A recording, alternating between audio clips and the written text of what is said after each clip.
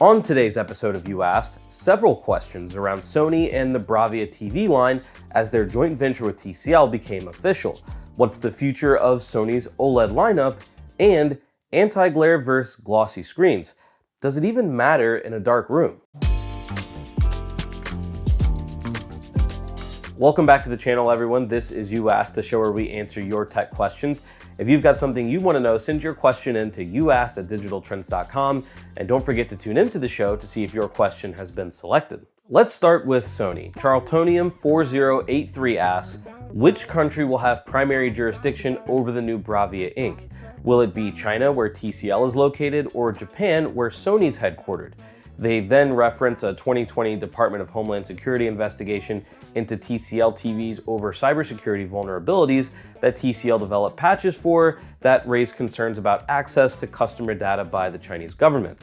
And they also reference TikTok and DJI and their beef with the US government. Charltonium continues, if TCL owns the majority, 51% of the new Bravia Inc., particularly the manufacturing and business side, does that mean it also has all of the customers' data and that China could have more ability to spy on customers through the new Bravia TVs going forward? I'd be far less concerned if the customer data was actually handled by Sony under Japan's jurisdiction. Okay, so quite a loaded question there with some implicit bias to say the least, but we're gonna get to all of it.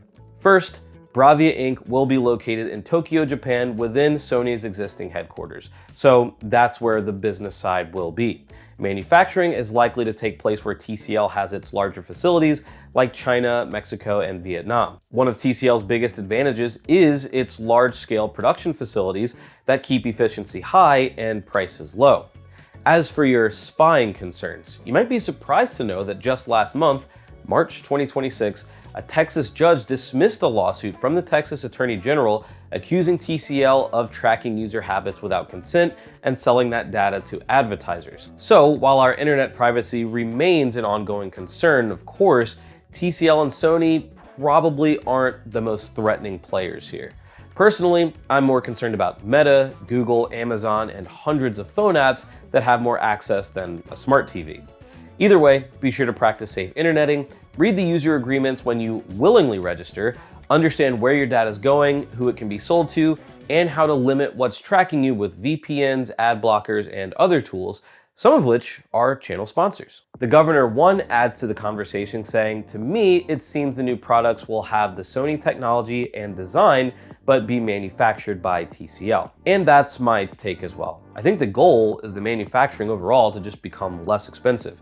There are several outstanding Bravia branded TVs on the market, and most would tell you that their picture quality is best in class. But if I'm not mistaken, they fall behind Samsung, LG, TCL, and Hisense in overall sales, likely due to price. So if having TCL handle manufacturing lowers the price while maintaining the image processing technology that makes Sony what it is, that's a big win. Time will tell, and until that day comes when we have a TCL manufactured Bravia TV to test, there's really not much anyone can do to change anyone's minds. Just based on comments on this channel and others, a lot of you have clearly decided that this is not for the better and the Bravia brand is doomed. Hopefully you're wrong, because then we can all get Sony level TVs for less money. Last Sony related question here, sorry. 1W asks, will there be a new QD-OLED TV from Sony this year? I'm leaning toward no, for a couple reasons. One, they're pouring a ton of resources and marketing into the release of their True RGB Mini LED TV, and two, they've been staggering their big TV updates to every other year. In 2023, we got the A95L QD-OLED. In 2024, we got the Bravia 9, their flagship Mini LED TV. Then in 2025, the Bravia 8 Mark II became the successor to the A95L in the QD-OLED department.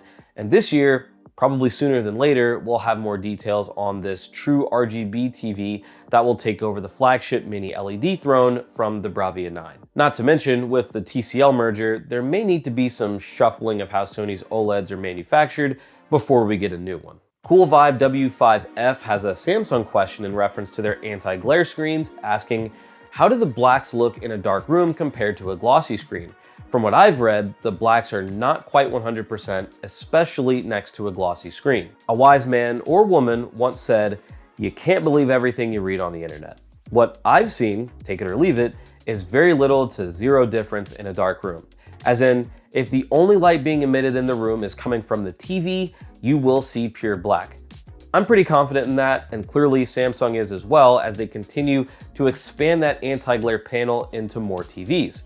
This year, it's in the S95H as well as the S90H. Previous S90 models still had the glossy screen. The anti-glare panel is featured in several mini LED TVs of Samsung's as well. I don't think they'd keep going all in on the technology if they weren't sure it was delivering a viewing experience on par with the best from Sony and LG. We did a video a while ago putting the Samsung S95D next to LG's flagship OLED in a dark room to show the difference, or how little of a difference there can be. And I've seen some others do great videos putting their 2025 models, the S95F and S90F, side by side, and truly, it is very difficult to see a difference if you can even see one. That's it for this week, guys. Keep the questions coming. Drop this video a like and subscribe if you found this video helpful or at least a little entertaining. Have a great week, and we'll see you next time.